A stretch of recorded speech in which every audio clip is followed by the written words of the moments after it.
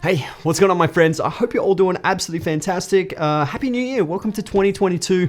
I really hope we start goal setting and planning our year ahead and just trying to crack down, nail our content creation or whatever, life goals, travel goals. I know a lot of people are starting to travel now, which is so good, and I cannot wait to start traveling myself. But the A7IV is what we're going to be talking about today. Yeah, I know, I haven't made too many A7IV videos in the past, have I?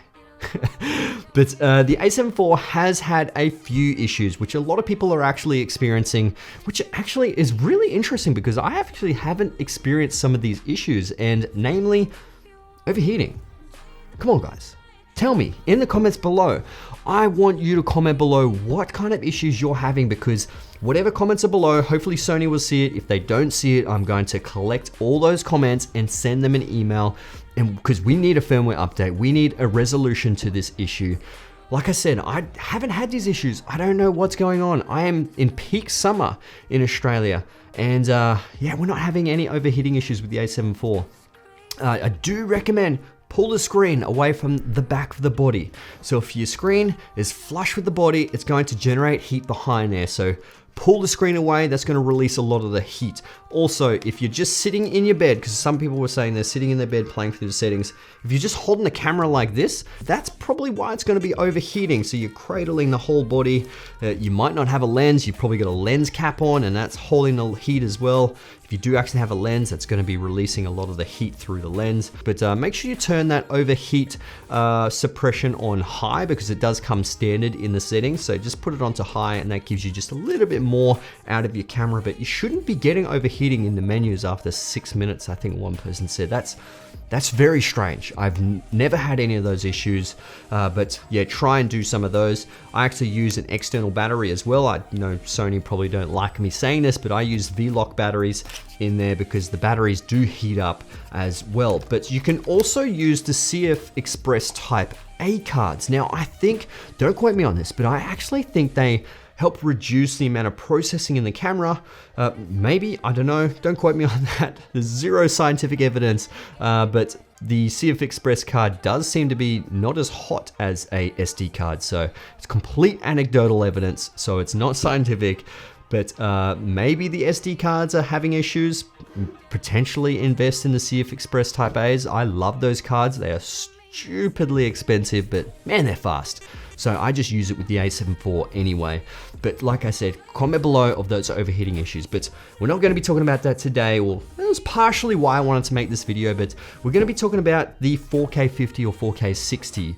And we all know there's an APS-C crop or Super 35 crop, and that kind of kills. Like, there was a scene that I did a couple of days ago where I used the 35G Master lens, and I came into an issue where it was just too close. It was just too tight, and it was a hero shot. I really needed the actor in the background, and I could cut her off at the chest down.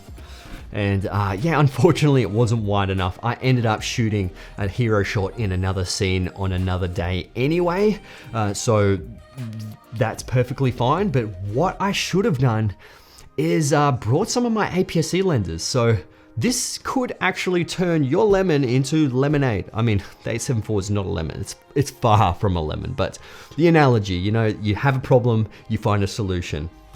Sigma 16mm f1.4. This could be equivalent to the G Master f1.4. Now, I know what you're thinking. f1.4 on APS-C, you gotta times it by 1.5. That's not how light transmission works. So you just have to get this out of your head. I know a lot of people are thinking this. The depth of field changes, yes, but the light transmitted from the front of the lens that hits the back of the lens into the sensor is exactly the same. So if this is an f1.4 on APS-C, it is also f1.4 on full frame. So it's the same amount of light. The depth of field is the thing that changes. So this would be very similar to the G Master f1.4, but like 1/5 of the price. So consider APS-C lenses. I know they have the 30mm f1.4, 56 f1.4. Consider it. It could be an option. But also what I wanted to talk about was this one. So this is my wide real estate, architecture, photography, videography lens, the Laowa 9mm T2.9. So this could be a fabulous option for your A7 IV because it is pretty much a 14.5 full frame equivalent. So if you do put it into that 4K 50 or 4K 60, you're still going to get a really nice wide 14mm lens. And this is a T2.9, so it's actually quite fast. Most of those wide lenses are like a f4. So this one is my Laowa 14mm f4 lens.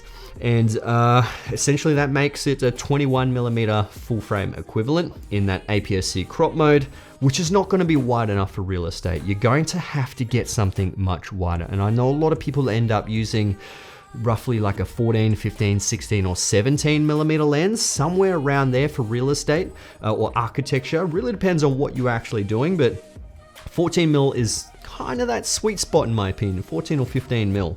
Now I know you can actually use, I think it's the 14 to 24, I think it is. It's an f2.8, it's a really thick, like this big. It's not that big, but it's huge. That's what she said. But 14mm is, you know, kind of a sweet spot, and that would be a good lens to use. And being a T2.9, that's very fast. I absolutely love that. Yes, it is a complete manual design, so you're gonna have to not worry about that autofocus for 1 second, but real estate videographers and photographers know that, you know, you need that wide angle, and you're going to have some pros and cons when you're actually shooting some of these wide angle stuff. But consider those APS-C lenses, because they may be sitting there in your arsenal and you've just picked up the A7 IV and you're like, man, these full frame lenses are so expensive and they're not wide enough. So yeah, consider it. Obviously, if you do jump back into full frame mode, you're going to have that crop there, but it all depends on how you want to shoot, what's your particular situation, and yeah, just something to think about in next time you're actually doing some sort of professional video or video work, content work, photography work, whatever it is. But yeah, I hope you enjoyed this video, guys. That was a very quick one. I just wanted to get that out there, get you guys to comment below about the overheating issue. Let me know what kind of issues you're having. And yeah, I'll see you guys in the next one. All right, let's get it.